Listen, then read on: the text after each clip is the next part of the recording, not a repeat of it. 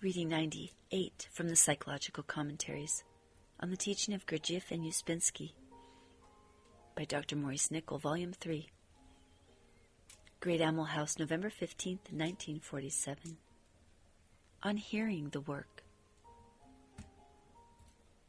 On one occasion, G said of someone, "He cannot hear." On another occasion, he said, "He is always out." In this commentary, I will speak first of hearing. Of course, literally, to say that a person cannot hear means that he is deaf. But G did not mean a physical incapacity of the ears, because the man could hear as well as anyone else. He meant that the man could not hear psychologically. Everyone who has been in the work for some time must have had experiences of hearing something for the first time, which had been often said before. Now, why cannot we hear psychologically something said the first time? The answer is because of our level of understanding, which depends on our level of being. To hear in the sense G used the word is to perceive the meaning of what is said. But our perception of meaning depends on our level of understanding, and this depends on a certain ratio between our level of being and our level of knowledge. Our general level is characterized by the state of sleep. Being asleep, we cannot hear. When we begin to awaken from sleep, we hear better. Some, having heard a little better, prefer to go to sleep again, and either no amount of shaking will make them awaken, or they wake up for a time again and then sleep. This process is like going up and down on a ladder, and happens to us all. Now, you are more awake and hear better. Then you are more asleep and hear nothing. It is necessary to be patient with oneself. The work is stronger than life, and if we had sufficient reception of the work, that is, if we heard its meaning fully enough, then we would perceive for ourselves that the work is stronger than life and its sleep.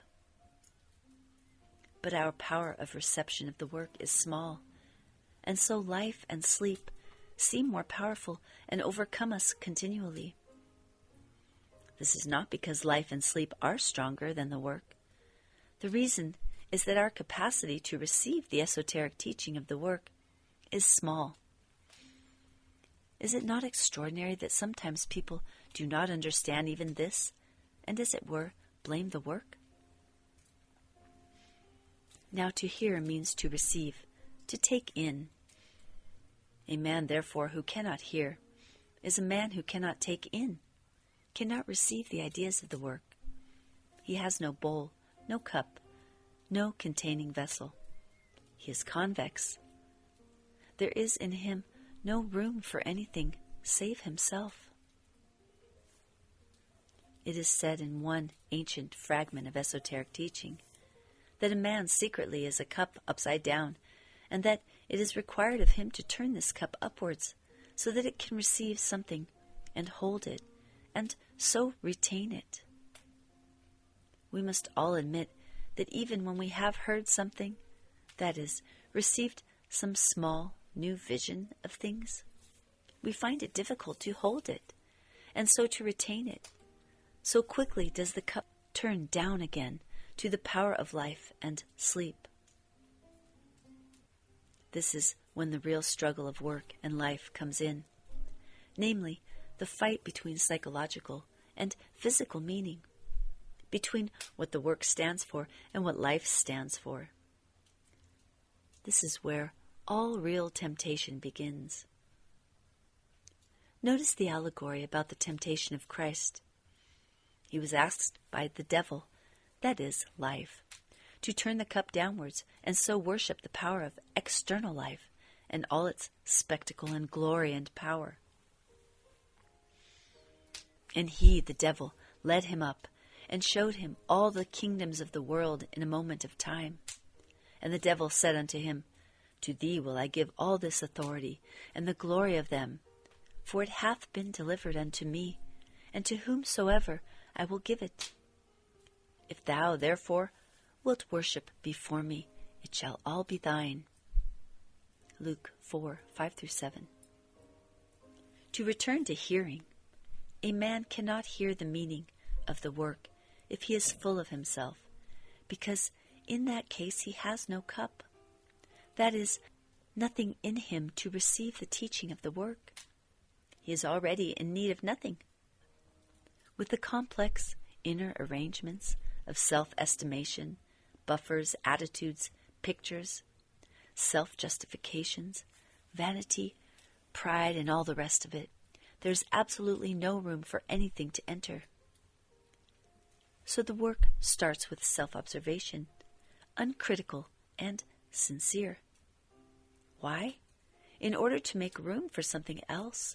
For when a man, through self-observation, realizes something of his true condition, when, for instance, he begins even slightly to realize he is mechanical and not a man, he loses something of his hitherto untouched self-sufficiency. This at once makes room. Yes, makes room in the inn. For in the parable of the birth of Christ, there was no room in the inn, which means that esoteric teaching, given as it has been through the ages, has always found no room in the inn.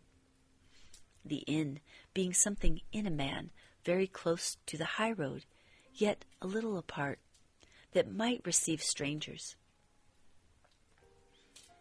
The ideas of the work are exactly strangers, strange to one's ordinary thoughts and ideas.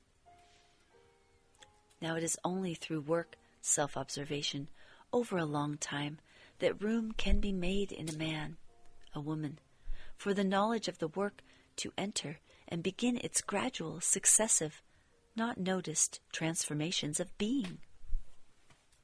Then a man begins to hear, who hitherto, with the cup downwards, has been deaf, and so heard nothing beyond life and sleep.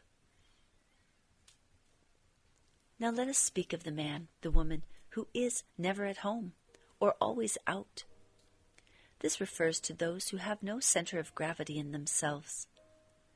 They live, as it were, outside themselves, and indeed this is not surprising because they have no home, or only a haunted home.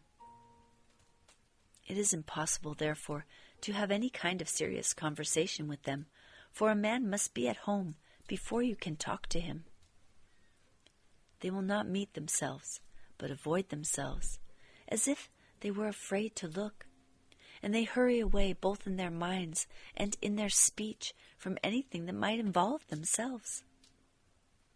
If you ask them a question about themselves, they escape from it, and you can see them, as in a vision, fleeing away across the plain to some distant crag or forest to conceal themselves. Or they answer in some agitated or strained way. In fact, it is possible to give many other descriptions of the person G describes as never at home, and so it is, for us, a matter for observation and self-observation. Fear, of course, and therefore tension, must play a strong part. But what kind of fear? This again is for observation and self-observation. But I have given you two examples of the way in which G formulates a person. I was always interested in his simple way of expressing things in people's psychology. He said that the practice of relaxation was necessary for a person always out. Why did he say that the practice of relaxation was necessary for a person whom he described as always out? I should say that one reason lies in the fact that a person without a center of gravity, a person who is not there, never there, always out, is strained in his muscles, and so the practice of relaxing his muscles puts him or her more into themselves. This is an example of starting from moving center in order to control emotional center. Apart from this, G always said that there were two supreme things in the work discipline: to remember oneself and to relax. The practice of relaxing, he taught us, begins with inner attention, so that consciousness can be placed in each part of the body. He said, begin with the small muscles of the face. I will add that both G and O taught us to remember ourselves for only a very short time at a time. And as far as I remember, G indicated that relaxation must only be for a short time at first. This must be right, because placing the internal attention into different parts of the body requires force, which is soon easily exhausted.